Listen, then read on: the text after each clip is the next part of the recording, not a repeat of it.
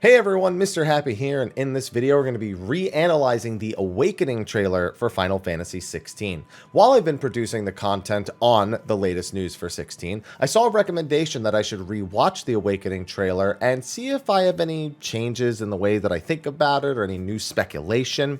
And you know what? I have been rewatching it a lot because I'm putting together some videos on Clive and Jill and a couple of the other characters that I can eventually release somewhere down the line.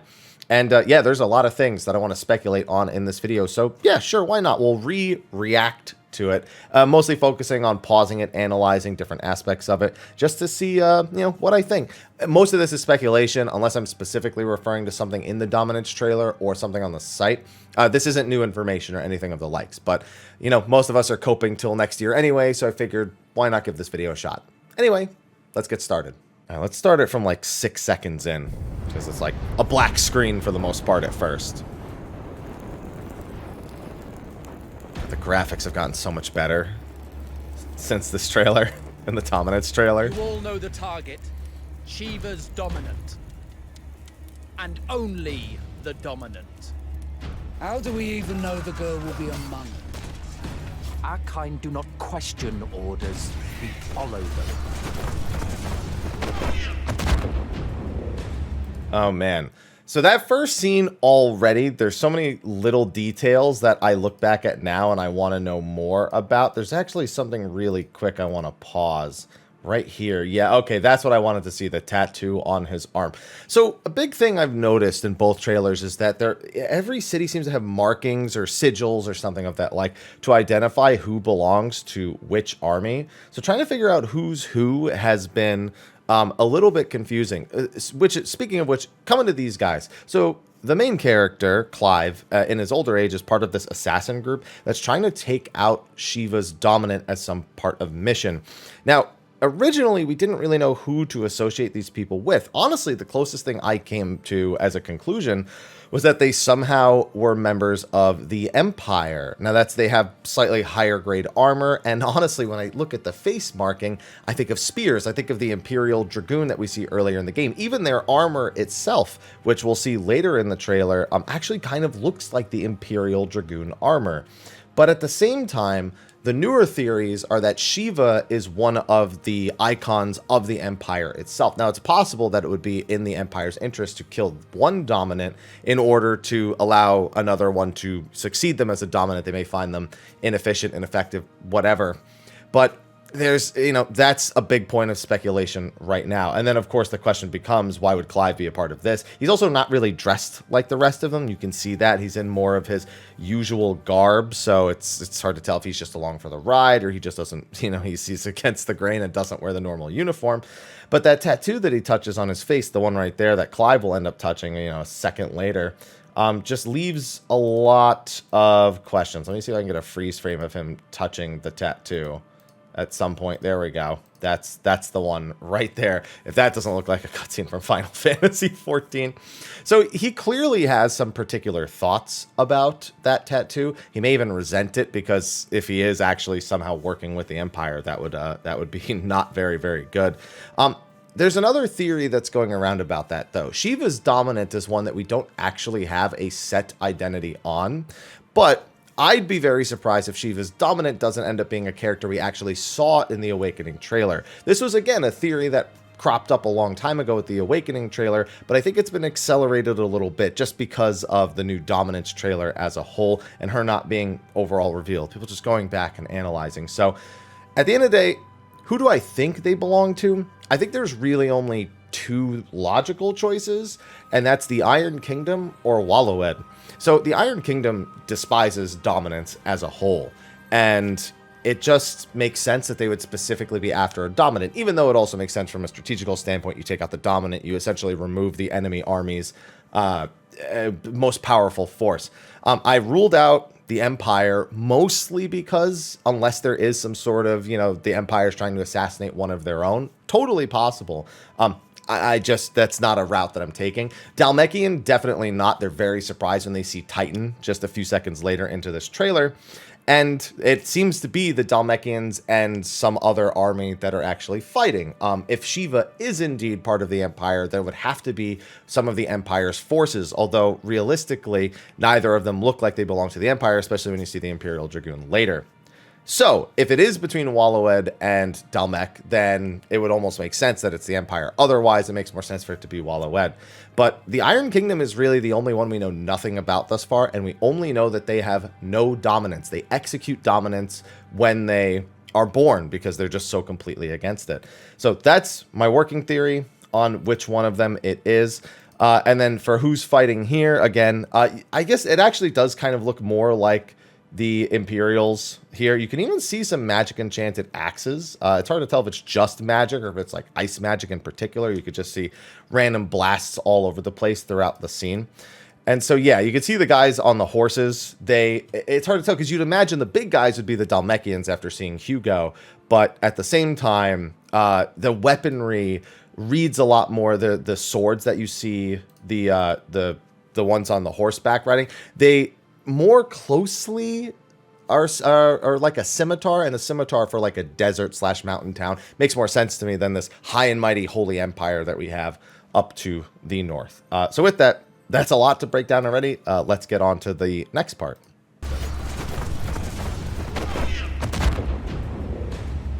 Sergeant, they've summoned their icon. See? They. Icon? That thing's a bloody mountain. And they're very surprised by it.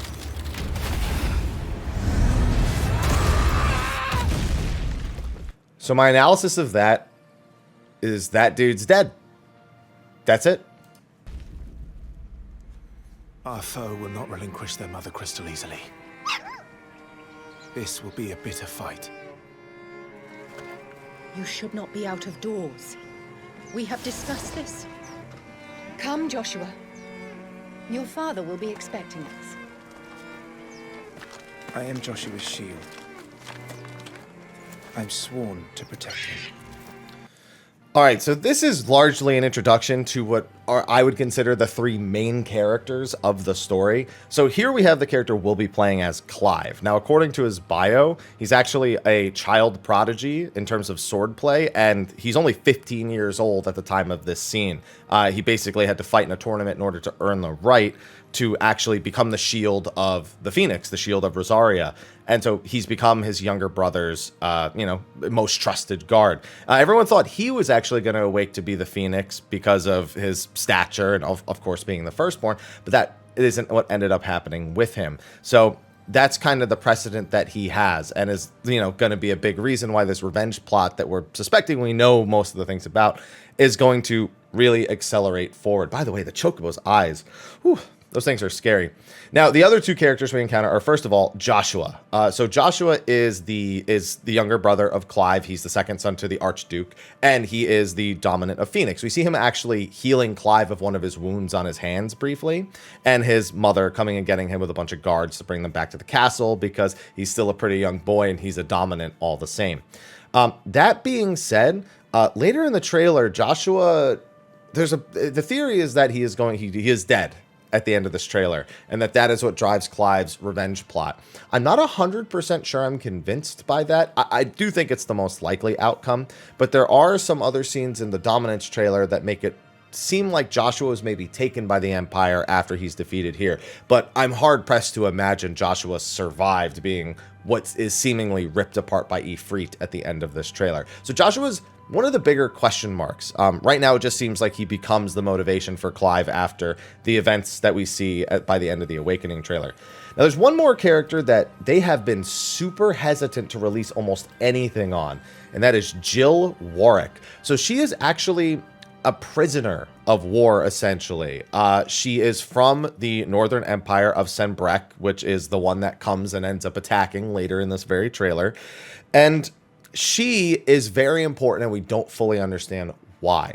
The running theory, and one that I fully expect we'll find out to be the truth, is that she is Shiva's dominant, or at some point in the story, awakens as Shiva's dominant. Going back to the scene where he touches his face while they're talking about Shiva's dominant, he could be thinking about a scene he had between he and Jill, or he could be thinking about Jill through, you know, just he hears the words and he's just thinking of her in some capacity. I would be surprised if she's not the dominant. She has to be more important than, like Joshua, just being a means of Clive's revenge, because they've just been so hesitant to show us anything about Jill. And I have a feeling that next time we learn more about her, it'll make more sense. Not just that she's from the north and that she's a girl, so she could be Shiva, but I have a feeling we'll learn more as time goes on. She's important for some reason. Other than that, there's not too much to break apart in this scene. In the next few scenes, though, we actually are getting more context to those scenes in the Dominance trailer itself. So let's get back to when he actually starts fighting here. To protect him.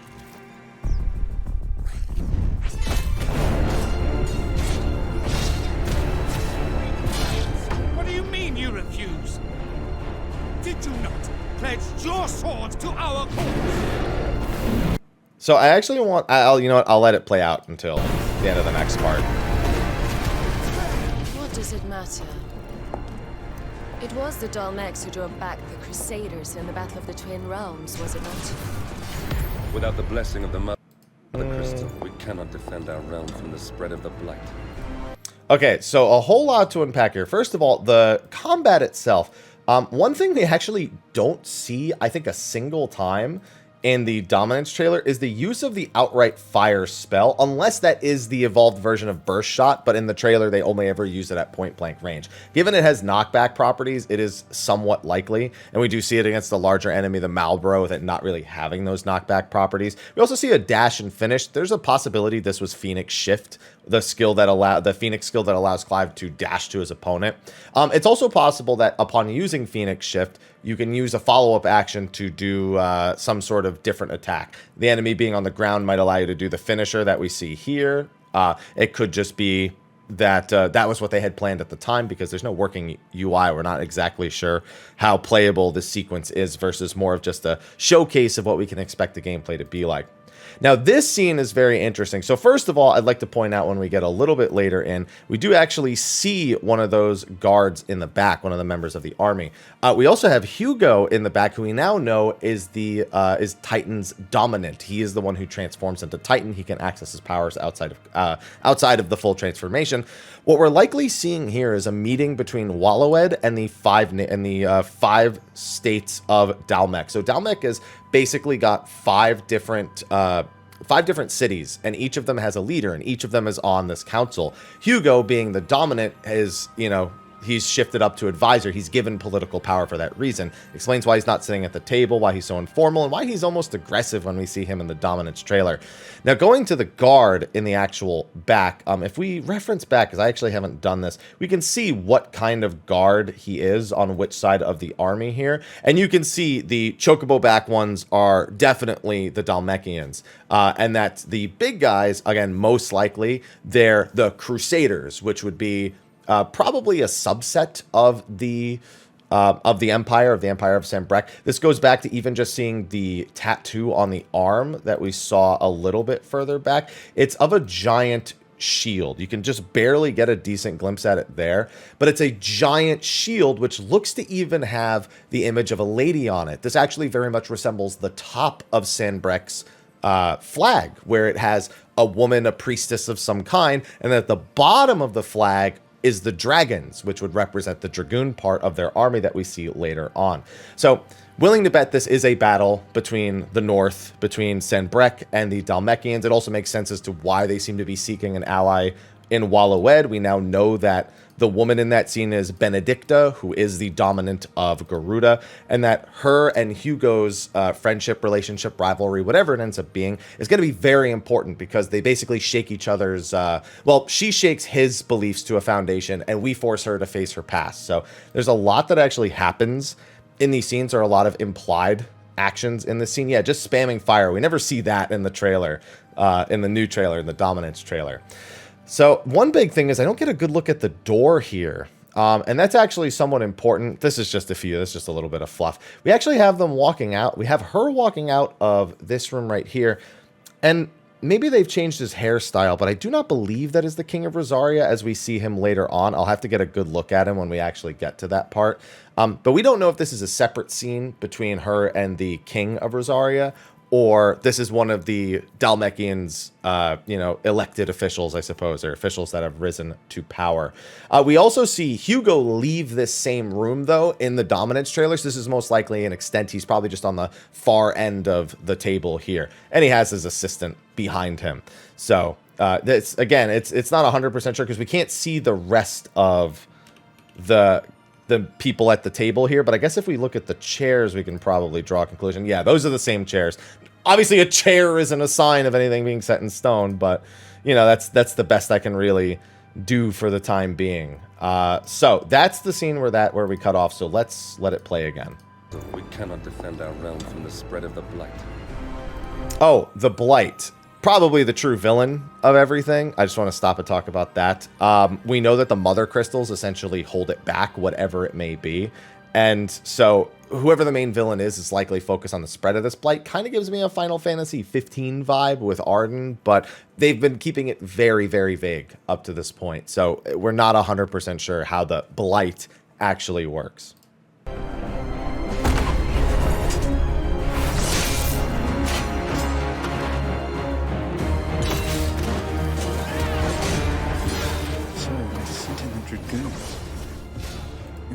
All right, before we even get into this scene, I want to draw a comparison I mentioned before. So this, we already know based on what the dialogue that happens next. This is an Imperial Dragoon. But if you look at his armor, the actual just body armor and nothing else, you can see the like scaliness of it. I'm trying to find like a really good freeze frame of it. I guess the very next scene, I guess I'll just let it play out so you can see the next scene, because then he flips him over right here. Imperial Vipers. So we can get a much better look at the armor that the Dragoons are actually wearing. And again, that scaliness of it. The big thing is comparing it to the stuff that we see on the Assassin Force. It's not as gaudy, but you can see that it still has that kind of like risen collar. It's just not as tailored detailed. But again, this tattoo, man, it looks like, to me, a dragon tattoo. It does also kind of look like the Iron Kingdom's flag, but with more details added in, more jagged edges. So again, I think I'm still leaning towards them potentially being members of the Iron Kingdom. Another reason is because Hugo in the Dominance trailer mentions that if he takes to the battlefield, he will shake the foundations, the island to its foundations. The island is very interesting because the only kingdom that actually sits on an island is the Iron Kingdom. So why the Dhalmekians and the Empire would be fighting there would have to be some crucial plot point. Whether they seek to take it over, or there's something about the Mother Crystal that Rosaria, because the Iron Kingdom is just to the west of the Mother Crystal that Rosaria uses for Phoenix and, you know, soon to be Ifrit. So it makes sense they'd want to kill the dominants that are on their land to remove them from the battlefield so that the Iron Kingdom could come in and sweep things up. So just again, a few other thoughts, but then of course we do get a look at one of the Imperial Dragoons. You can even see on his cape, if we can get a good freeze frame of it. I've seen, I think maybe when he's in the air, it's a little bit hard to tell because it goes from like a black screen. But there's a few good looks you can get at his cape. I just got to find them. Maybe it's right here after this swing. Yeah, you can get a pretty good one there. You can see what looks to be a dragon flapping its wings, which of course is the main reason why Sanbreque is believed to be, they have Bahamut as one of their icons. It's currently believed every nation has two, with Phoenix and Ifrit being Rosaria, Shiva and Bahamut being Sanbreque, Garuda and Odin being Wallowed, because they have Sleipnir in their flag, and then Titan and Ramu being Dhalmekian, which, you know, I'm not gonna lie, when I look at Ramu and I look at this guy, it's not 100% similar, but I do kind of see some similarities between them. I don't think we've seen Ramu's dominant yet, though. I think they're still leaving that kind of as a secret for a little bit later. I saw one theory that it's Sid, and I was like, you know what? There's no proof, but I'd subscribe to it. Do they really mean to invade us?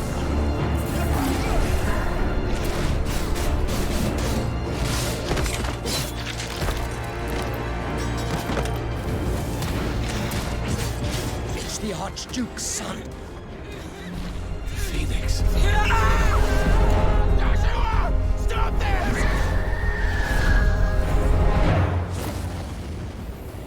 All right, before we get into the kind of climax of it all, there's one thing I just want to check real quick.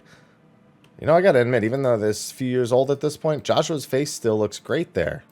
So I want to get, so this is the King of Rosaria that we see get beheaded here Joshua's father, Clive's father. Yeah, okay, so he looks a lot like his character in the second trailer. He doesn't look like the character we saw earlier. So just wanted to get another freeze frame. You can see him in his chainmail and, you know, the hairs along the side. But it's not as curly. It's far more straight and whatnot. Protecting his son. You know, nothing that we can really speculate about. The only actual speculation I could think of is... No, yeah, I was trying to think if it was Rosaria or not. We actually have a flag reference in the back to give you a good idea of what's going on. And if I were to pull up Final Fantasy XVI's flag, I'd be willing to bet that that is Rosaria's flag. I don't have a photographic memory of that, but I do have as references online. The color, of course, being red is a pretty big giveaway. Yeah, so this is the throne room, or one of the rooms inside the capital, which is interesting because it actually looks like this is older Clive fighting here.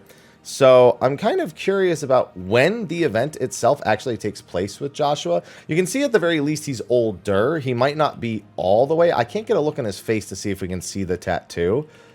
It looks like he might actually have the tattoo already. It's really hard to get a proper freeze frame of that side of his face. It feels like it's being obscured constantly. But you can kind of see, because if he doesn't, then that would mean this is taking place in like a somewhat middle year. Yeah, because it would be on the other side of his face here. And unfortunately, they kind of blur the angle that we get right there. So the best I could do is look for another clip of him fighting here. It's just interesting to me that they could also just be throwing that in there because they don't want us getting everything right off the bat. But again, it's interesting to see him fighting in what is a throne room of Rosaria in what looks to be his older form and not in his, you know, younger Joshua form, unless age transformation is somewhere on his list of things that he's capable of doing. Yeah, you can clearly see them being attacked here by the Empire, and you know, this scene will play into something that happens in just a couple minutes. But then Joshua transforms. You can see some dead chocobos. You even see what looks to be Clive's chocobo over there. Probably just another chocobo of the same variety. But when I get a look at these knights, these don't look anything like the knights that we saw fighting earlier. These actually, interestingly enough, these look to be Rosarian knights. If you look at the armor on the middle one, it's the same armor that Clive's ally over here is wearing. Yeah, there you go.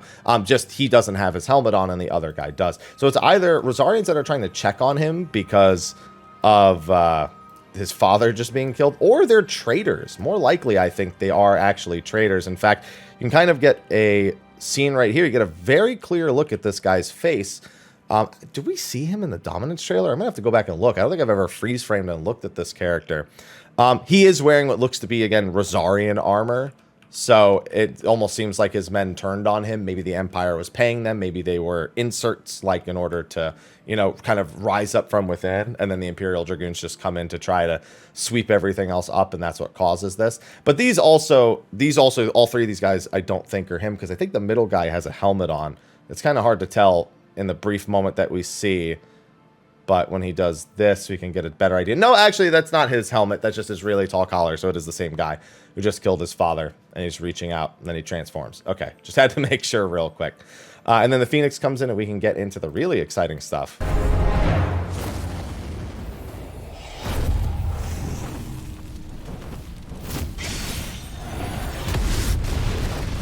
Second icon of fire. But that's impossible.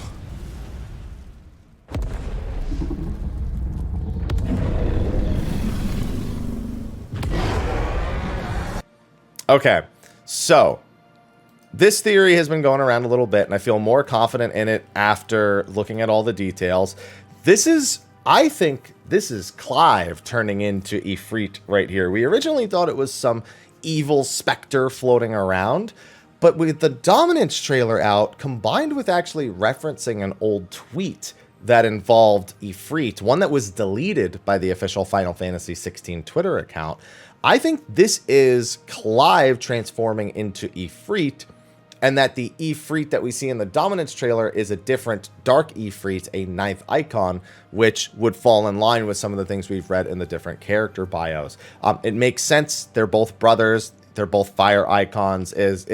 it lines up, but it's apparently very unusual within the world of Final Fantasy 16. Even if you have multiple icons, they're normally of different elements, but here we have 2 different fire ones. But then what gets even crazier is in the Dominance trailer, there's a second Ifrit. Now, the deleted tweet, I'll put it on the screen right now. Fortunately, I made a video about it before the Final Fantasy 16 account deleted it, and I think they took like 2 or 3 days before they deleted it.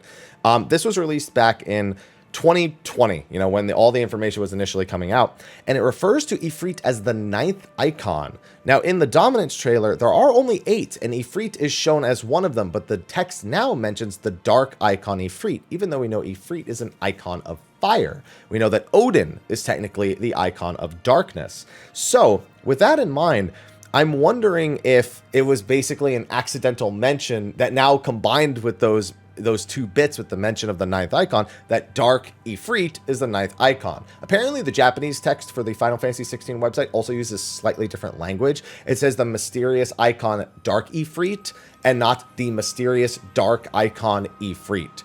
So that seems to be in line, that Ifrit is both the 8th and the 9th icon, but Dark Ifrit in particular is the 9th.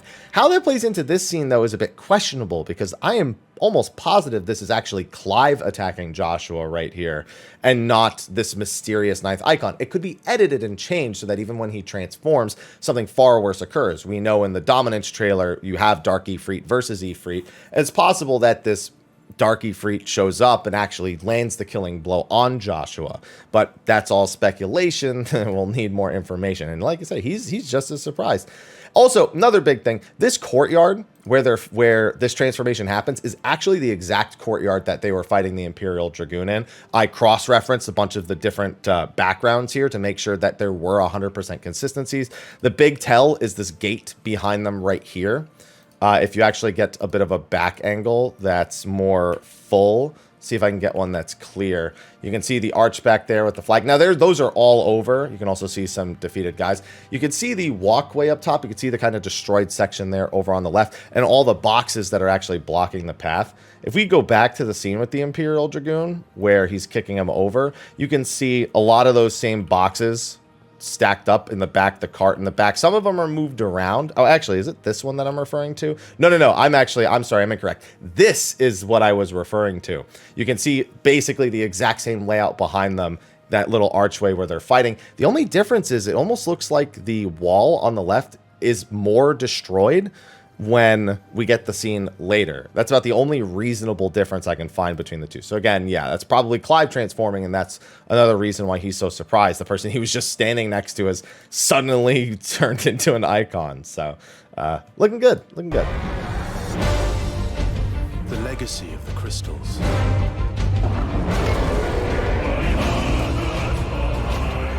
has shaped our history.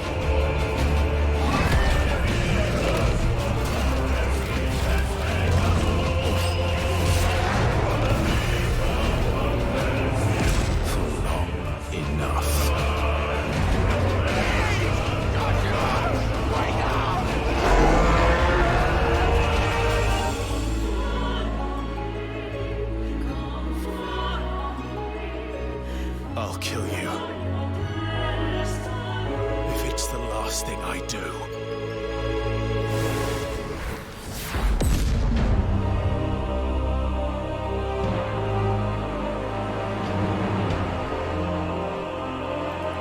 Gets me hype every time. I love the mane on the back of Ifrit. I didn't really notice it before, but you can see Ifrit has a little mane here along his back. We actually can see it in brief moments. You can see the hair right back there, the kind of mane behind him. So that's another thing. That's just a fun little detail.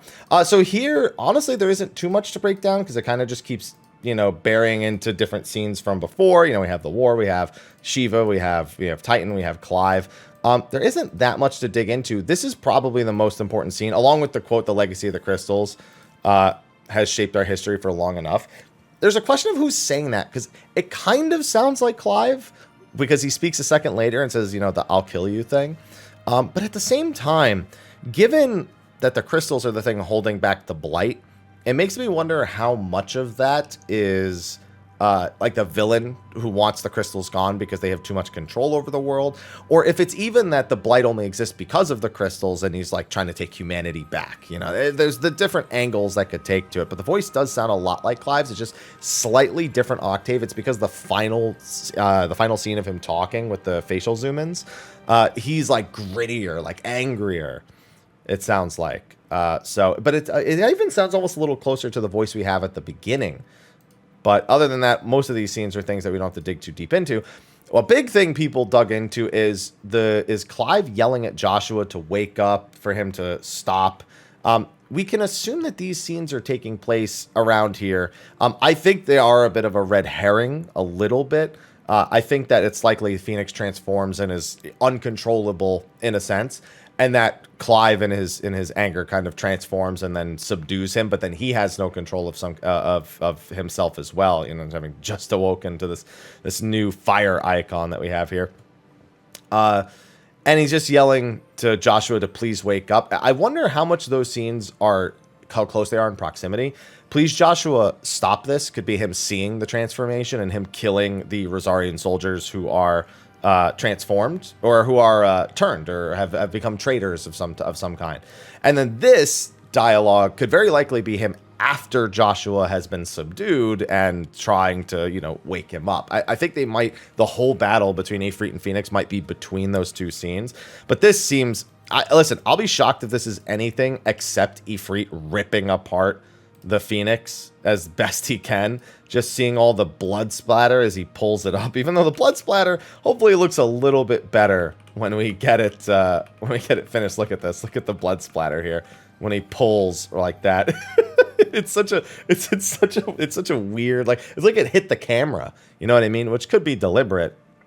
But yeah, it's really hard to tell. You can also see that underneath Ifrit is this very bright light. So again, that would lead me to, of course, believe the Phoenix is there. Another reason I'm not convinced Joshua is dead. The Phoenix, of all things to assume that's not dead. It would be Phoenix. If it was any other dominant, any other icon, maybe not. But it's the Phoenix. Like, that's why I think Joshua is probably alive. He probably survives this brutalness that we get right here. And I also slowed down to make sure this wasn't the dark Ifrit. Now, the eyes are darker than in the Dominance trailer, where when we do see Ifrit, they're brighter and more fiery, more effects added to them, other than a brief moment where they kind of look like this. But the dark Ifrit eyes in the Dominance trailer are distinctly like a dark blue, purple-ish hue. And so, I just think this is Clive. I think Clive turns into Ifrit here, loses control and trying to subdue Joshua, goes too far and is worried that he's killed him. And then I think he's probably going to get taken by the Empire. Jill will probably get taken back by the Empire. And he's going to be none the wiser. He's going to think everyone's dead. He's going to be on this revenge plot, or at least he knows it happens, and he just keeps going anyway. And I think that's kind of where Clive's motivations are going to come from. We know with this final line that he's probably speaking to either the leader of the Empire of Sanbreque or the actual true villain of the story. But yeah, there's so many little details that you can extrapolate from this and really overanalyze, of course. But man, there's so many places a lot of these things can go. So many little details that are super easy to miss, or I don't know. I'm so excited, and I'm looking for any reason to talk about my excitement because it's very hard to have to wait a year. So I'm coping as best I can. But anyway, yeah, that's my reanalysis of the Awakening trailer for Final Fantasy 16. Let me know if there's anything I missed in the comment section of the video below, and let me know what your thoughts are on some of the theories and what some of your theories might be on how Final Fantasy 16's plot is shaping out, the different characters, the different events that could be taking place. And you know what? We'll probably have to look over some of this stuff again, even later on, just to really hammer home a lot of these ideas. But anyway, thanks for watching. I'll see you in the next video. And until then, take care.